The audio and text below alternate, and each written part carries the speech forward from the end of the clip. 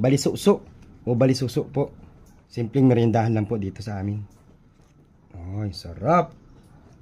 Para nga po sa atin balisuso o balisuso, gagamit po ako ng 1 cup po ng glutinous rice. Ito po siya. 1 cup din po ng rice flour. Ito naman po siya. Maglalagay po ako ng 1 cup ng asukal na brown. Pwede rin po kayong gumamit ng condensed milk. 1 teaspoon po ng iodized salt. Maglalagay po ako ng kinayod na nyog. Ito po nyog na ito ay yung pong hindi pa po masyadong matigas. Labayon, alangan, luka din po ang tawag. Maglalagay din po ako ng sabaw ng nyog. 1 cup po yan. Pwede po kayong gumamit dito ng evaporada o ng ikalawang gata. Then mix lang po natin lahat ng sangkap. Kapag na-mix na po natin lahat ng sangkap, ready na po tayo para magbalot nito. Ito pong dahon ng saging, dinandang lang po namin ito sa apoy para po maging makunat o hindi po mapunit. And then syempre po, nilinisan po namin yan. Gagawa lang po tayo ng cone. Ang pinakamahalaga po dito, make sure lang po natin na wala pong magiging butas sa pinakadulo.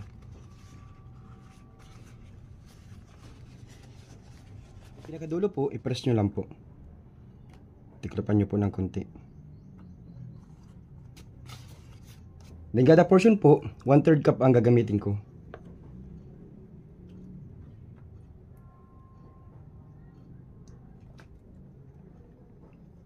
Tingnan nyo po kung may aagos po sa ilalim. Dapat po wala pong tutulo dyan. Naman po, ito lang po muna ang kabilang side. Hindi, ito pong next na side. Tiklop lang po natin. Then ito naman po ang kabila. And then pabalik po ang tiklop para hindi po umagos. Yun, ganun lang po. Ito pong kaldero, sapinan lang po natin sa ilalim ng dahon ng saging. And then arrange po natin ng maganda. Lagyan lang natin ng sapat na tubig. Pwede rin naman po kayo mag-steam nito. Mas matagal lang nga pong lutuin. And then takpan po natin ng dahon ng saging. And then hayaan po natin kumulo. Once na kumulo na po, set po natin yung apoy sa low fire lang po. And then mag-timer na po tayo ng 45 minutes. Makalipas po ang 45 minutes, okay na po ito.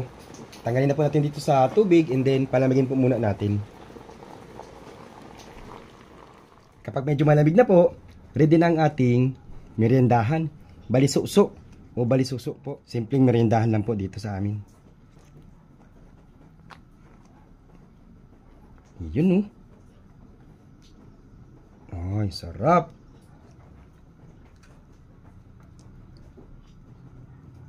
Eto na.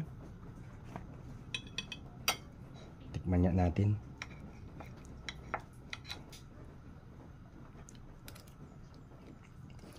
Panalo. So yun lang po.